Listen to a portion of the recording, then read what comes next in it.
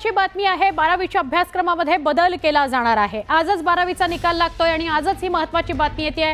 12वीच्या अभ्यासक्रमामध्ये बदल होणार आहे। वर्ष 2027-28 मध्ये 12वीचा नवीन अभ्यासक्रम येईल। शिक्षण मंडळाकडून ही घोषणा करण्यात आलेली आहे। म्हणजे जेव्हा 12वीच्या निकालासंदर्भातली घोषणा करण्यात आली तेव्हाच या संदर्भात माहिती मिळते की 12वीचा 2027-28 चा अभ्यासक्रम हा बदलला जाणार आहे। 12वीचा निकाल आज लागतोय। 1 वाजता तो सगळ्या पालकांना विद्यार्थ्यांना ऑनलाईन पाहता येणार आहे आणि त्याची पत्रकार परिषद सुरू असतानाच एक मोठी बातमी समोर आली, ती म्हणजे 12वीचा अभ्यासक्रम बदलणार आहे। वर्ष 2027-28 चा 12वीचा अभ्यासक्रम बदलला जाणार आहे। शिक्षण मंडळाने ही मोठी घोषणा केलेली आहे। त्यामुळे 27-28 या वर्षात जे 12वीला अपीयर होतील त्या सगळ्यांनी ही गोष्ट लक्षात घ्यायची आहे। एक महत्त्वाची बातमी आहे, पाकिस्तान सोबतचा सिंधू पाणी करार रद्द केल्यावर भारताने चिनाब नदीचं पाणी रोखलेलं आहे। जम्मूतील रामबन इथं बांधलेल्या बागलीहार धरणामधून चिनाबचं पाणी थांबवण्यात आलेलं आहे आणि त्यामुळे पाकिस्तानात आता पाणीबाणीची परिस्थिती निर्माण होईल हे निश्चित आहे। सिंधू पाणी कराराचा उल्लेख केलेल्या 6 नद्यांपैकी चिनाब ही एक आहे। ही पश्चिमेकडील नदी आहे आणि करारानुसार भारत या नदीचं पाणी जलविद्युत निर्मितीकरता वापरू शकतो। दुसरीकडे झेलम नदीवरील किशनगंज या धरणातून पाकिस्तानकडे जाणारे पाणी देखील रोखण्याची तयारी भारताने सुरू केलेली आहे। भारताच्या या कारवाईने पाकिस्तानच्या तोंडचं पाणी पळालेलं आहे।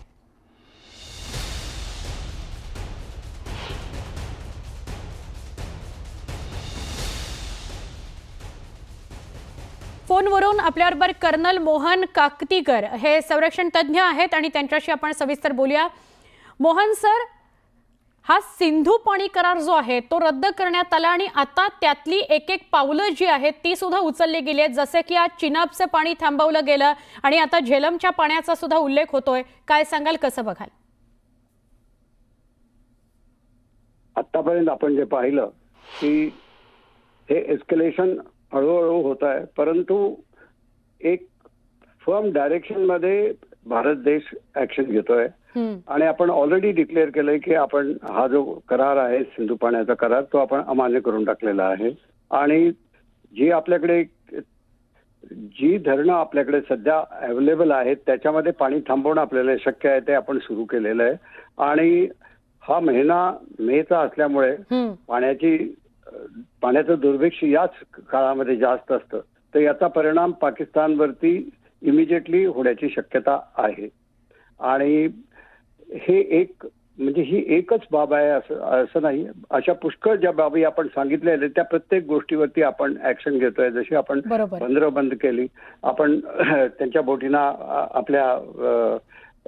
आपल्या बंदरात यायला बंदी केलेली आहे, आपण एअर स्पेस बंद केलेली आहे। प्रत्येक बाजूने आपण पाकिस्तानची नाडी आवळण्याचा प्रयत्न करतोय। पण याशिवाय जी एक मेजर ऍक्शन जी होणार आहे त्याचीही अपॅरेंटली तयारी चालू आहे असं दिसतं, कारण ज्या पद्धतीने आपली डिफेन्सची तयारी चालू आहे त्या पद्धतीने काहीतरी मेजर ऍक्शन आपल्यातर्फे होईल अशी अपेक्षा निश्चितच आहे। मोहन सर, यावरूनच एक प्रश्न विचारायचा आहे। एका बाजूला व्यापार, त्याच्यानंतर एअरलाइन्स, त्याच्यानंतर हे पाणी, यावरनं कोंडी केली जाते पाकिस्तानची। दुसरीकडे खूप मोठ्या प्रमाणात तपास सुरू आहे।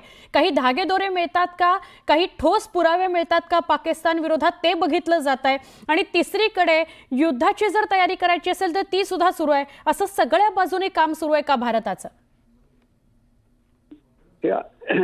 जरी आपण बाकी गोष्टीची तयारी केली असली तरी निश्चितच एक अपेक्षा ही आहे की पाकिस्तानवरती आपण एक डिफेन्स फोर्सेस तर्फे एक ऍक्शन, जोरदार ऍक्शन आपण करू अशी एक अपेक्षा सगळ्यांना आहे।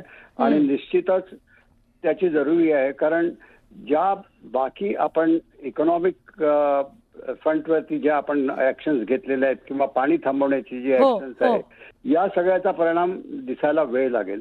परंतु पाकिस्तानला जर धडा शिकवायचा असेल तर त्याच्यावरती एक अतिशय जोरदार कारवाई आपल्याला निश्चित करायला लागेल आणि त्यावरच त्याचाच इफेक्ट पाकिस्तानवरती होण्याची शक्यता आहे। कारण जी इकॉनॉमिक मेजर्स आहेत त्याचा इफेक्ट दिसायला फार वेळ लागेल आणि ज्याप्रमाणे एक देशातल्या जनतेची एक एक्सपेक्टेशन आहे, ज्याप्रमाणे आपले प्राईम मिनिस्टर, डिफेन्स मिनिस्टर यांनी आपली स्टेटमेंट दिली आहेत, नक्की. त्यावरून असं वाटतं की निश्चितच एक मेजर ऍक्शन लवकरच. धन्यवाद सर.